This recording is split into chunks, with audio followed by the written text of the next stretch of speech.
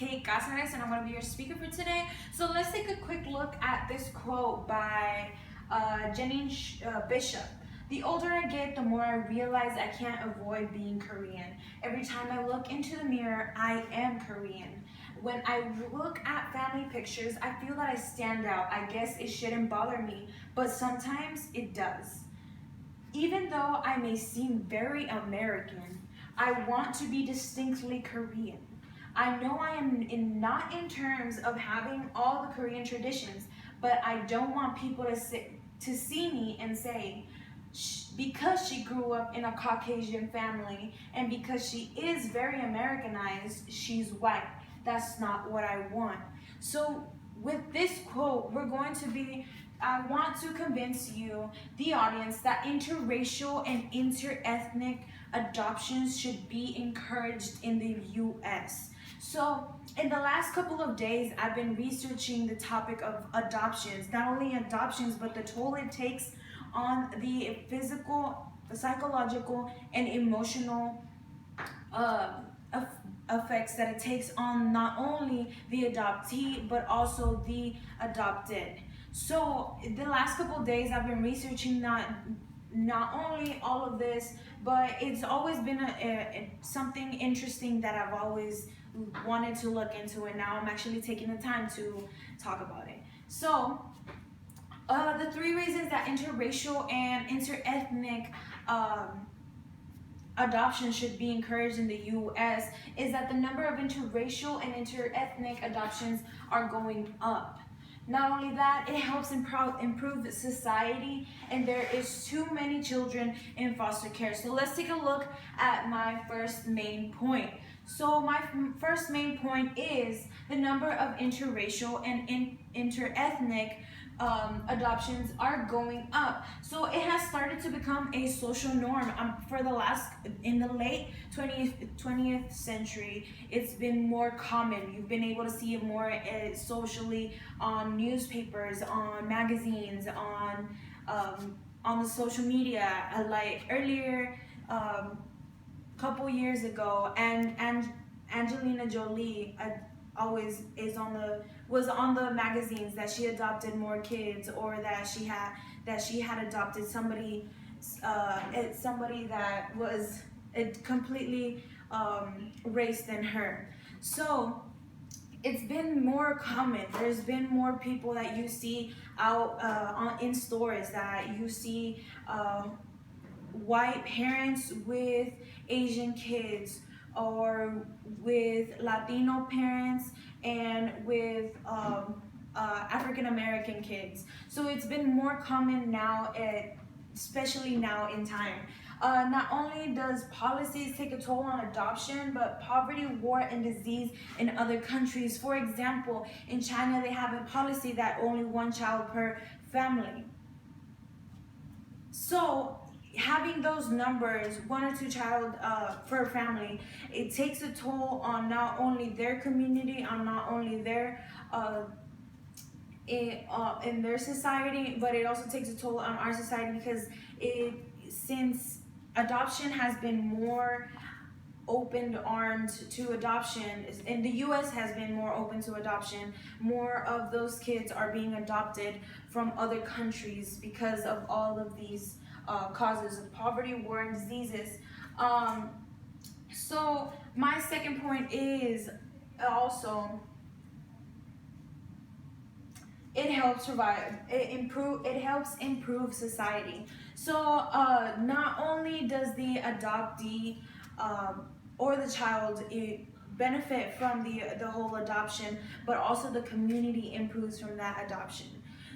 They can also be informed, there can be more informed about the adoption process, to be able to learn more about the process of being adopted and the differences there is, and sometimes of the struggles that there are of how the child tries to fit into the family, or has to try to accept that they're a different race than their parents, or that sometimes they are looked at kind of weird because, they don't look the same as their parents. But that actually helps the people in the community to be able to be more open to the concept of interracial adoptions and interethnic adoptions, and to be able to learn more about cultures and about their race and about how different types of things that go on in that adoption. So not only that, it opens up the subject about interracial and interethnic adoption into the community, because it also opens up the community to be more accepting of whatever race the adoption was. So my third point, my third and final point, is that there are too many children in foster care.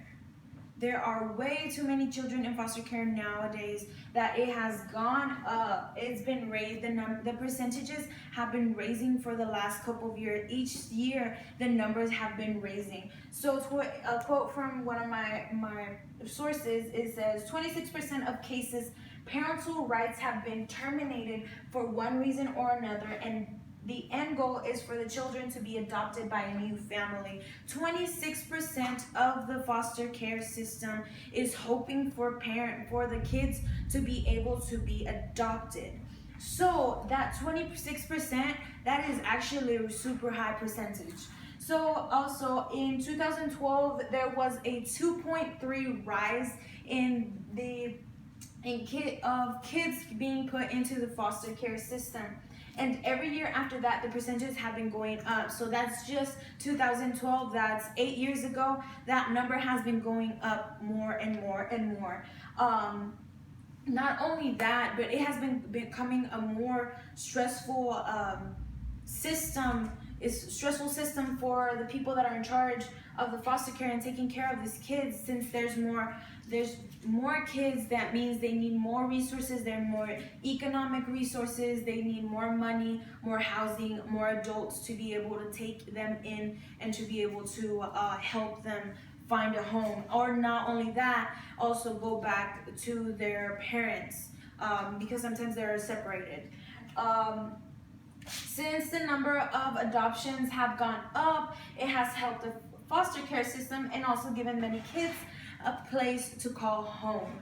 So the median age of kids that are in foster care is 6 to 7 years. Imagine if you had a 6-7-year-old, they having to go through that foster care system.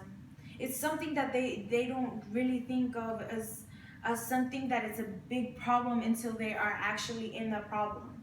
And it's amazing and terrifying at the same time how many kids, that the median of the age limit of the age group that are in foster care is 6 to 7 years old. That's kinder or first grade. Not only that, but it's sad that the numbers are going up in the foster care system, and we're not doing much about it. The adoption numbers are going up, but there isn't much that we as Americans, as people in the U.S., are doing much about it. A result of there being too many kids in the foster care system, it has been because of the opioids use in the U.S. Since the opioid use in the U.S. has gone up, the children going into foster systems have been going up. Because of the opioid use, more kids, younger kids, going in and not going out until they have gone old enough till they get out of the foster care system. So we have covered the number of interracial and interethnic adoptions have been rising over the past couple years.